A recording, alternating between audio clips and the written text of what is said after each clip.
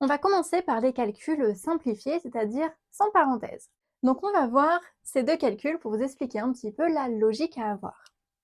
Déjà, avec les nombres relatifs, tous les nombres fonctionnent avec leur signe. Ici, finalement, les termes de nos opérations, ce ne sont pas 5 et 3, ce sont bien plus 5 et moins 3. Il faut vraiment toujours considérer le nombre avec son signe. Le fait qu'on ait plus 5 ici, ça veut dire que l'on a des gains. J'ai donc 5 gains. Je vais faire les gains en vert.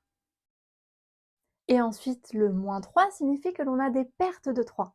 Ok, donc je vais faire les pertes en rouge.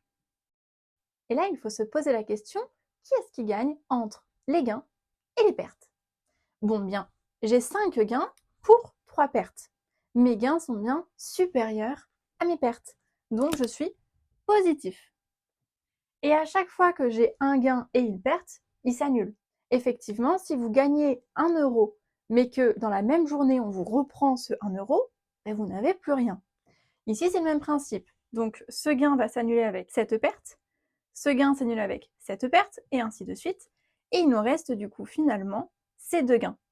Donc, plus 5 moins 3 nous donnera plus 2. De manière générale, on dira que lorsque l'on fait une somme de nombres relatifs, on conserve le signe du nombre le plus grand en distance à 0, puis on fait la différence entre les deux nombres. Ça, c'est le cas où les nombres sont de signes différents. C'est pourquoi on fait une différence entre les deux valeurs. Dans ce cas-ci, c'est la même situation, on a deux nombres de signes différents, cependant, les gains et les pertes ne sont pas distribués de la même manière. Ici, on a plus 3, et de l'autre côté, on a 5 pertes, moins 5, 5 pertes. Un gain et une perte, ça s'annule. J'annule ceci, ceci et ceci. J'ai bien du coup les pertes qui sont supérieures aux gains et j'ai 2 pertes en plus que les gains.